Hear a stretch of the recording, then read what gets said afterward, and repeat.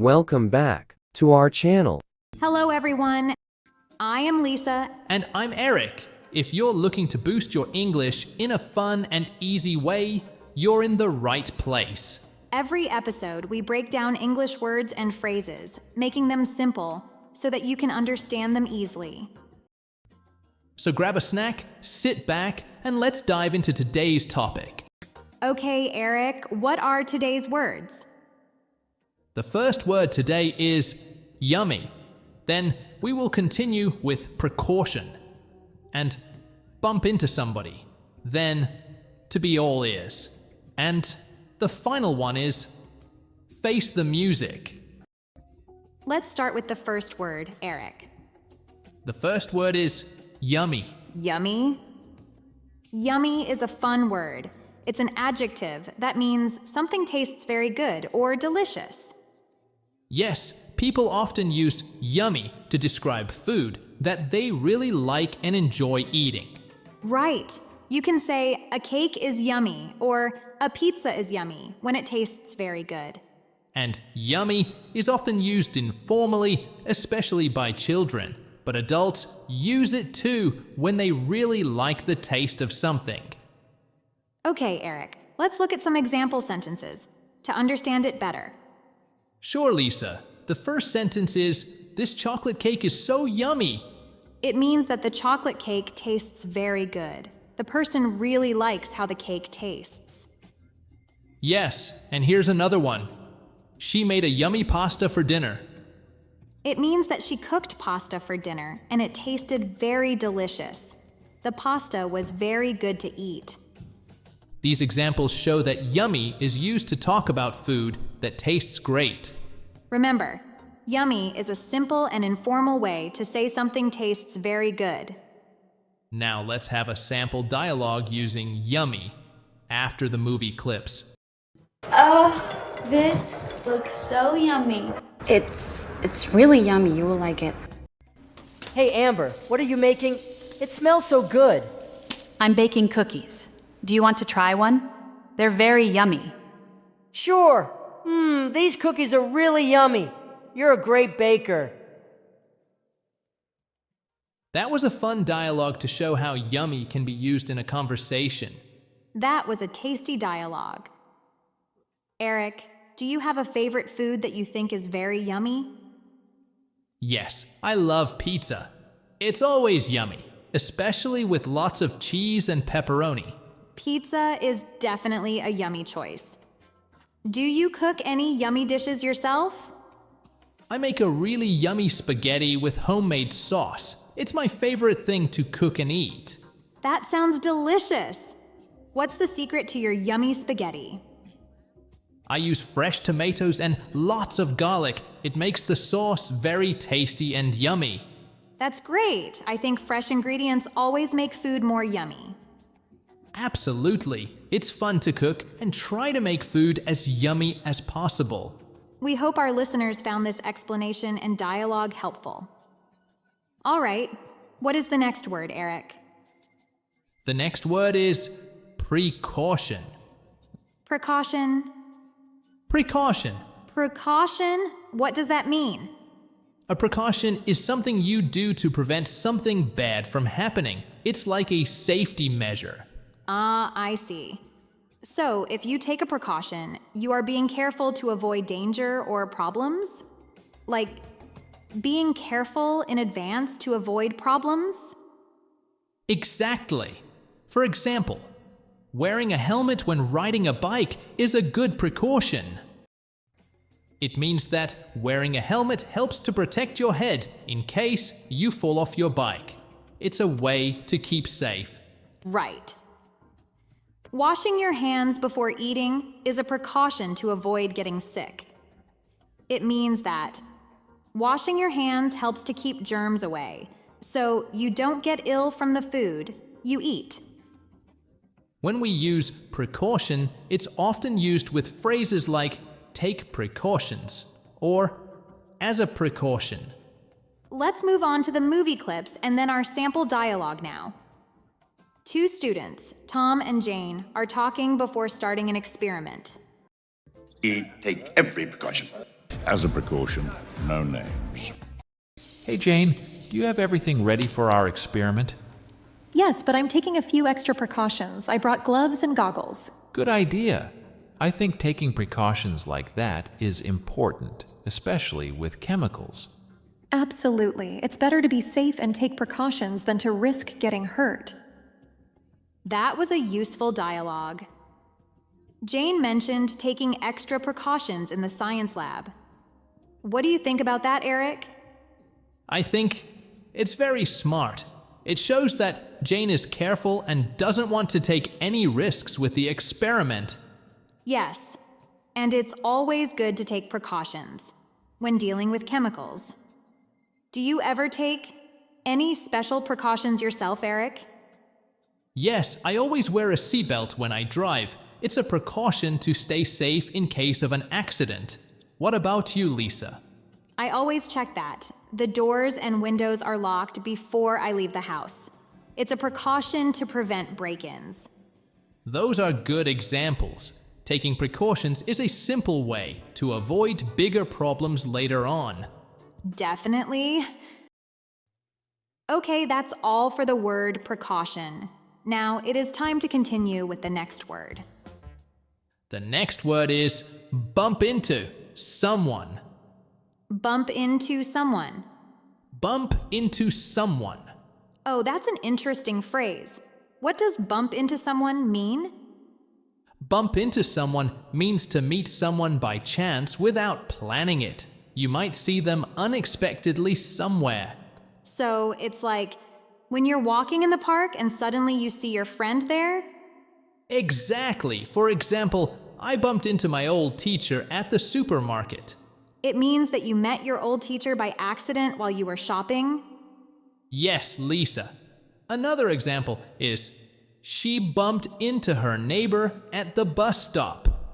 It means she saw her neighbor unexpectedly while waiting for the bus.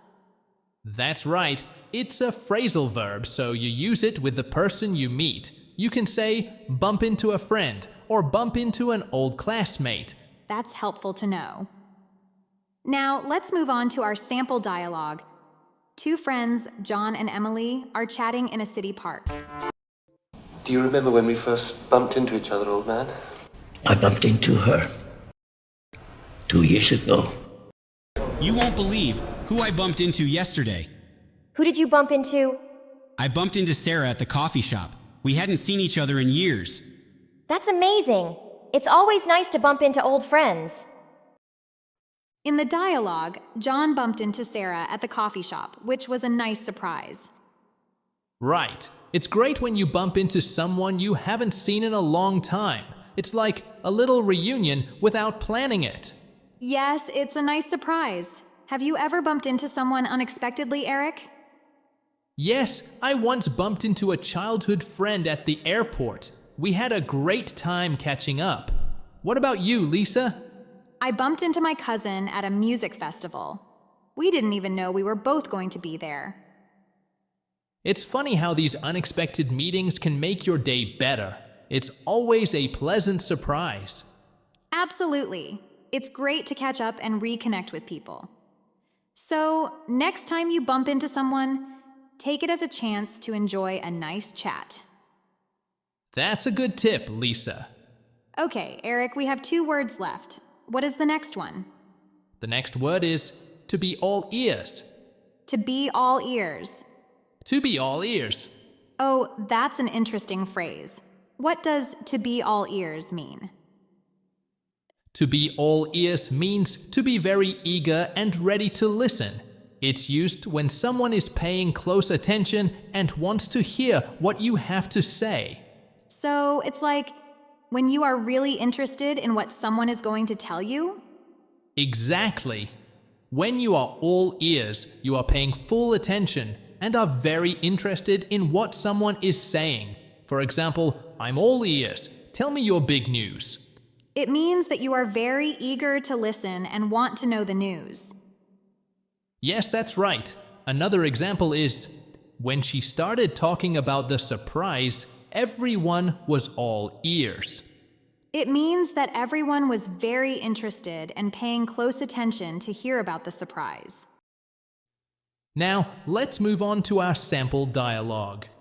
At a coffee shop, two friends, Sam and Jessica, are talking. If there's something here that would like to communicate with us, we're all ears. Speak up. Let me give you some advice. I'm all ears. Hey, Jessica, I have something exciting to tell you. Oh, really? I'm all ears. I got a new job. I'm going to be a graphic designer. Wow, that's amazing. I'm so happy for you. Tell me more. I'm still all ears. That was a great dialogue. Jessica was all ears to hear about Sam's new job. What do you think about that, Eric? I think it's wonderful when people are eager to listen to good news. It shows they care and are interested. Yes, being all ears can make the other person feel valued and heard. Have you ever been all ears for someone, Eric? Yes, I remember when my friend told me about his travel plans. I was all ears because I want to hear all the details. What about you, Lisa? I was all ears when my sister told me about her wedding plans. I wanted to know everything. It's nice to be all ears and really listen to others. It shows that you're interested and that you care. Absolutely. It's a good habit to be all ears, especially when someone has something important to share. Okay, time to explain the last word of today. Could you explain it, Eric? Sure, Lisa. The last word is face the music. Face the music. Face the music. Face the music? It's an interesting phrase. What does it mean? Face the music means to accept the results of your actions. It's when you deal with the results of something you've done, especially if it's something bad or difficult. So it's like when you have to accept the punishment or deal with the problem you caused? Exactly. For example, after breaking the vase, he had to face the music and tell his mom. It means that he had to accept responsibility and deal with the situation by telling his mom about the broken vase. Right. Another example is, she didn't study for the test and now has to face the music of getting a bad grade. It means she has to accept the consequence of not studying, which is getting a low score on the test. Yes, and now let's move on to our sample dialogue. In a school classroom, two students, Alex and Maria, are talking before class starts. To face the music. That's what I decided to do. What do we do? Sometimes a bowler just has to face the music. I didn't do my homework for today. Now I have to face the music and tell the teacher. Oh no, that's tough. What happened? I forgot because I was playing video games. I know. I need to face the music and take the responsibility. I understand. Sometimes we just have to face the music and deal with the consequences. That was a good dialogue. Alex realized he needed to face the music for not doing his homework. What do you think about that, Eric? I think it's important to face the music and accept the results of our actions, even when it's difficult. It's a part of being responsible. Yes, taking responsibility for our actions is a valuable lesson. Have you ever had to face the music, Eric? Yes, I once had to face the music when I forgot to pay a bill on time. I had to pay a late fee and explain to the company what happened. That must have been frustrating. How did you handle it? I apologized and made sure to set a reminder for future bills. Facing the music taught me to be more responsible with my payments. That's a good lesson. It's important to face the music and deal with the consequences of our actions, even if it's tough. Absolutely. It helps us learn and grow from our experiences. We hope our listeners found this explanation and dialogue helpful. Okay. That's all for today's episode. Thank you for joining us on Simply Explained English. We hope you enjoyed learning with us. Remember, practice makes perfect. Keep using the words and phrases we talked about today to boost your English skills. Don't forget to subscribe and like our videos. Thanks for joining us. Until next time, keep practicing and have fun with English. Bye for now and happy learning. Hello, the podcast where we make learning English easy and fun. We're your hosts, Eric and Lisa. In each episode, we explain common English words and phrases in simple language. So, let's get started and make English simple together. Okay, what are the words today, Eric? The first word today is to be determined.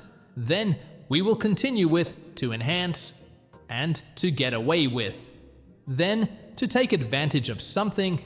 And the final one is to be on thin ice. Let's start with the first word. The first word is to be determined. To be determined. To be determined. To be determined means to have a strong intention to do something. It's about being focused and not giving up.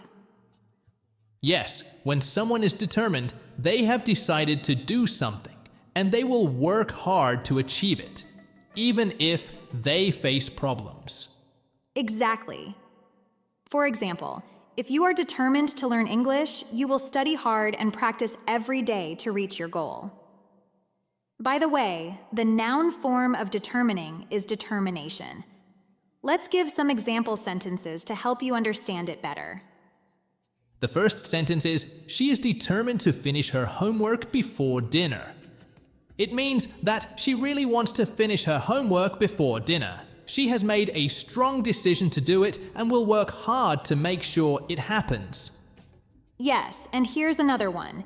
He is determined to become a doctor.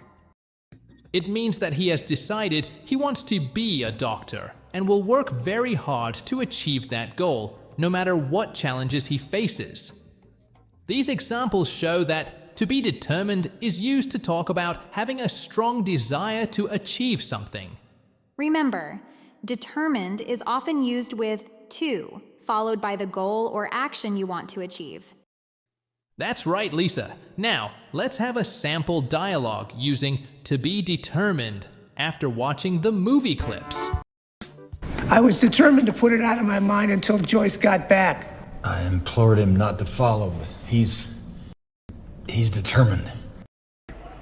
Hi, Melissa. I'm determined to get an A on my math test next week. That's great, John. If you are determined and study hard, I'm sure you can do it. Thank you. I'm going to review my notes and practice every day because I'm determined to do well. That was a good dialogue to show how to be determined can be used in a conversation. And it was a motivating dialogue. Eric, have you ever been determined to achieve something? Yes, I was determined to run a marathon last year. I trained every day and didn't give up, even when it was tough. That's amazing. How did you stay motivated? I set small goals for myself and remembered why I wanted to run the marathon. My determination helped me keep going, and I finished the race. That's a great example. Being determined can really help us achieve our goals. Absolutely. It's important to stay focused and not give up, even when things are difficult. We hope our listeners found this explanation and dialogue helpful. I hope so, Lisa. Okay, the next word is to enhance. To enhance. To enhance. To enhance means to make something better or to improve it. For example, if you add more lights to a room, you enhance the lighting, making the room brighter and nicer. Exactly. When you enhance something, you are trying to make it better in some way. It's like making something better. Now, let's give some example sentences. They planted flowers to enhance the garden. This means they added flowers to the garden to make it look more beautiful and colorful. The garden was nice, but with flowers it looks even better and more attractive. Yes, adding flowers improved the garden's appearance. When we talk about the word to enhance, we usually use it with things that can be made better, like a picture, a garden, or even a skill. You often enhance something to make it more valuable or more pleasing. Now, let's give a sample dialogue using to enhance after the movie clips. We're here to enhance your skills, test you to the limit. Now, no doubt, the court was seeking only to protect and enhance the quality of this child's life. Tom, how can we enhance our presentation? I think we should add some pictures. That will enhance the slides. Good idea. We can also include some videos to enhance the information. Yes, that will definitely make it better. In this dialogue, Sarah and Tom are working on a presentation. They want to make it better, so they talk about adding pictures and videos to enhance it. Yes, adding pictures and videos will improve their presentation. It will make it more interesting and help people understand better. Lisa, can you think of a time when you enhanced something? Yes, I can. Last year, I redecorated my living room. I added new cushions and some nice plants to enhance the look. It made the room feel much cozier and more inviting. That sounds lovely. Enhancing your living space can really make a big difference. I once enhanced my cooking skills by taking a cooking class. It made my dishes taste so much better. That's great. It shows that enhancing can apply to many things in our daily lives, from our homes to our skills.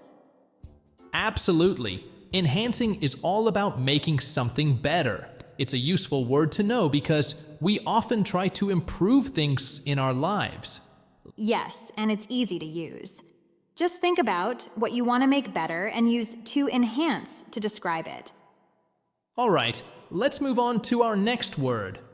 The next word is to get away with. To get away with. To get away with. To get away with means to do something wrong and not get caught or punished. In other words, you do something bad, but nobody finds out and you don't get into trouble.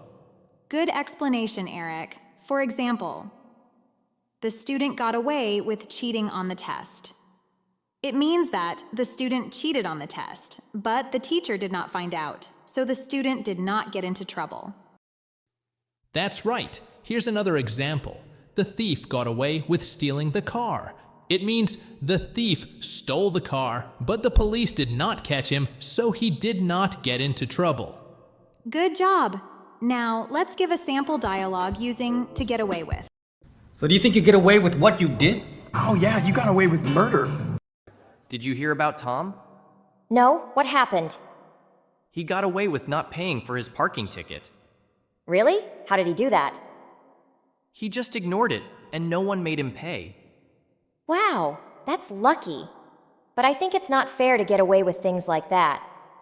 I agree. It's not fair, but sometimes people do get away with it. What did you think about Mark and Jane's conversation, Eric? I think it shows that sometimes people do bad things and don't get into trouble, like Tom in the dialogue.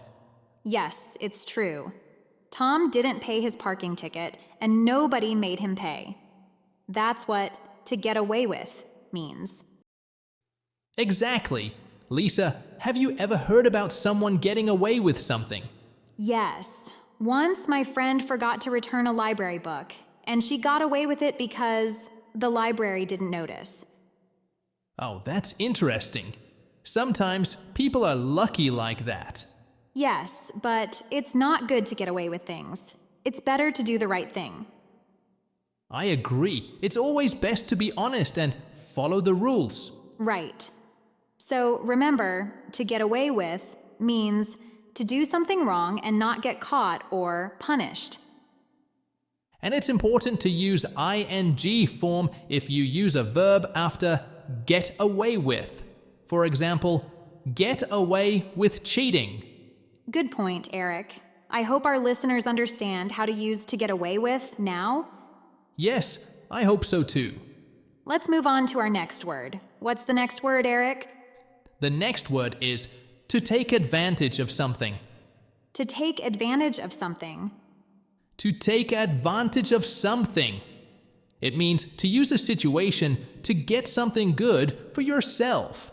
For example, you see an opportunity and use it to benefit yourself, right? Exactly, Lisa.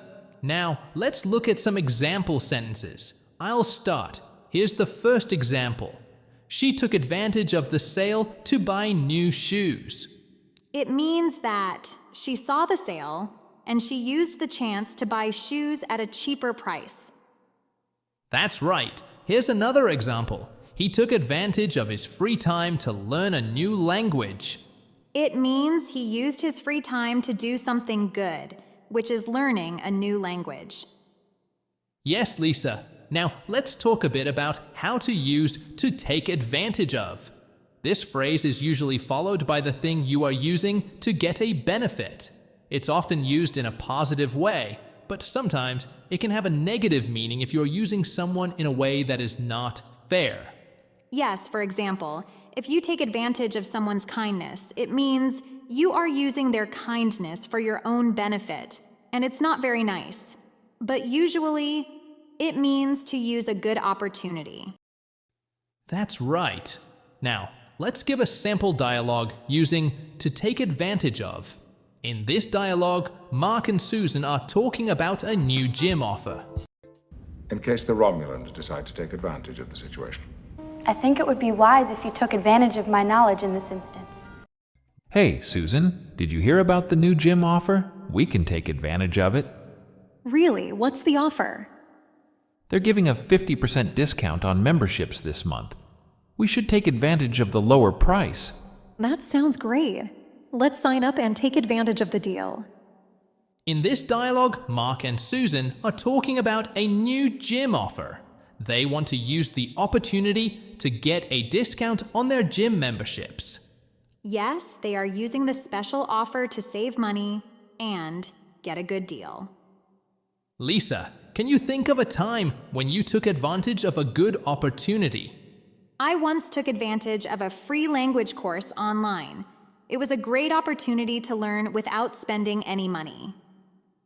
That's great! It shows that taking advantage of good opportunities can really help you save money or learn something new. That's true. Well, that's all for taking advantage of something. We hope our viewers enjoyed learning about to take advantage of. It's a useful phrase that can help you talk about using opportunities. Okay, we have reached out to the last word today. Yes, Lisa, the last word today is to be on thin ice. This idiom means to be in a risky situation where you could easily get into trouble. It's often used when someone is doing something that might upset another person or cause problems. That's a good description, Eric. For example, he's on thin ice with his teacher after not doing his homework. It means that he might get into trouble because he didn't do his work. Yes, and another sentence could be, she was on thin ice at work for being late too often. It means she could lose her job if she continues to arrive late. Now let's see how this phrase is used in a dialogue. You are on thin ice, boy. Well, look, I'm on thin ice already with my boss, all right? I've noticed you've been late several times this month, Janet. I know, I'm really sorry. I'll make sure it doesn't happen again. Please do. You're on thin ice, and I can't make any more exceptions. Understood.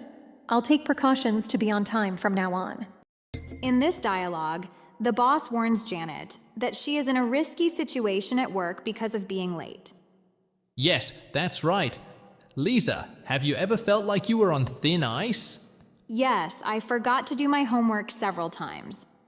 My teacher told me I was on thin ice, meaning if I didn't start doing my homework, I might get into serious trouble. I once felt like I was on thin ice at work because I missed a few deadlines. I had to work extra hard to make sure I didn't get into more trouble. And remember, to be on thin ice is an idiom that means you're in a risky situation and you need to be cautious. Good point, Lisa. I hope our listeners understand how to use to be on thin ice now. All right, That's all for today's episode of Simply Explained English. We hope you enjoyed learning with us. Remember, practice makes perfect. Keep listening and keep learning. Thanks for tuning in, and we'll see you next time. Bye for now.